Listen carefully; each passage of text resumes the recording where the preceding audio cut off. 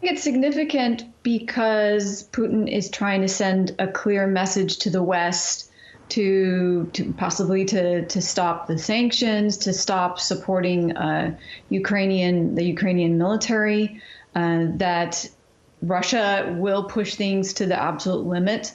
We know that Putin is taking decisions that I never thought he would make. I honestly thought he was just going to try to undermine Ukraine's economy, possibly take greater control over the east. I never thought he would go into Kiev, and that's what he's done.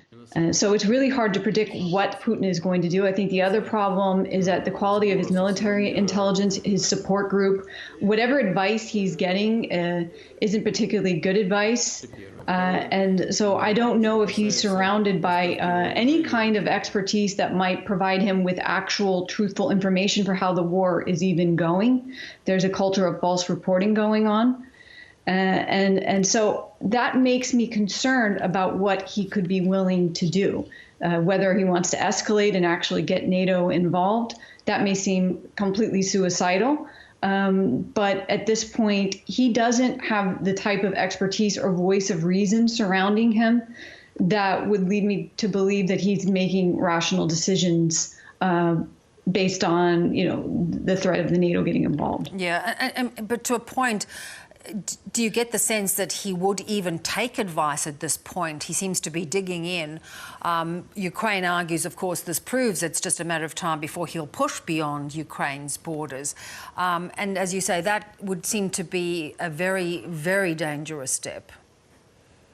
Yeah, there are concerns that he would like to go further, such as into Moldova, that he's not done with just Ukraine, that his ambitions are endless. And then that's the mindset of Putin himself and of this very small elite support group that surrounds him, that have just lamented the demise of the Soviet Union. So whether or not he takes their advice, it doesn't matter to some degree, because they are feeding him information that he wants to hear, or they share the same view, and they would be petrified of saying anything that goes against his wishes. We've seen the way he's humiliated some of his advisors on TV that weren't as enthusiastic in their support for this invasion of Ukraine. So he's really just all on his own to some extent. So further attacks on Kiev today. How tactically different was it for Russia to go so close to, say, at the border of Poland?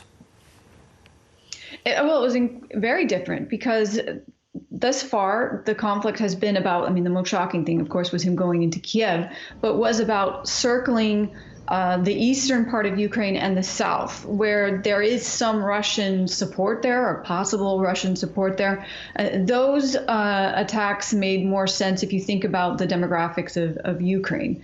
So obviously the push into Kiev has been shocking. And of course, going so far west is a complete turnaround from what Russia had been doing before in terms of its military tactics.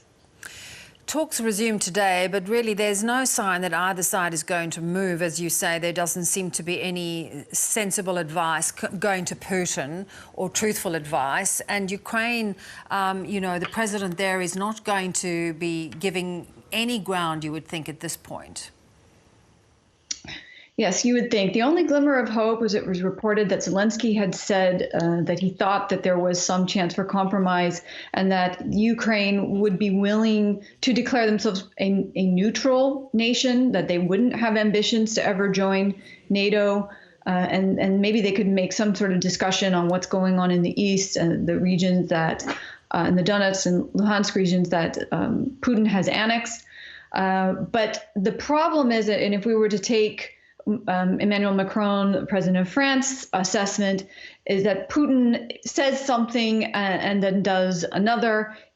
He has much wider ambitions than just to end this war, with the result being Ukraine is neutral. He wants to control all of Ukraine, and possibly even far beyond that. That's going to make attaining any kind of compromise really, really difficult, until this war has dragged on to the point that there is no other option. And that's what I fear the problem is, that we have a very long slog ahead with many civilian casualties, a huge human security crisis, and I don't see where they're going to be able to find a compromise as of yet. China has reportedly by the US being asked by Russia for support both militarily and with practical weaponry. What do you see that China's role could possibly be?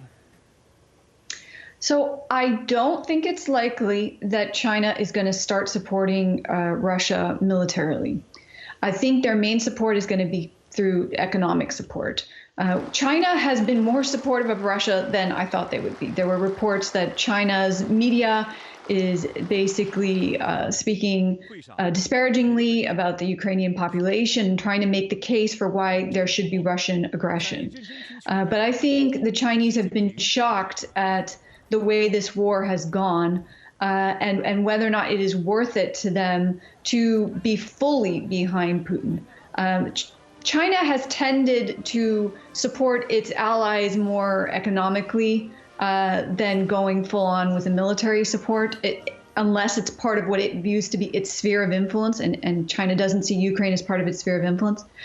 So I think the main support coming from China will be economic. If this war does drag on, as many now suspect, who is the likely victor? Who is the one that is likely to come out with control of Ukraine? I mean, that is a great question. I think what I see as the most likely scenario is something that I would refer to as just a frozen conflict, where there is no real victor, where possibly Russia controls part of Ukraine, but then is dealing with an insurgency that they can never really completely control, and where you have Ukraine pretty much divided up. With the West, of course, leaning westward, and the Russian annexed portions under Russian control, but dealing with a cycle of violence and instability and insecurity for years to come. Natasha, I really appreciate your time. Thank you so much. Thanks for having me.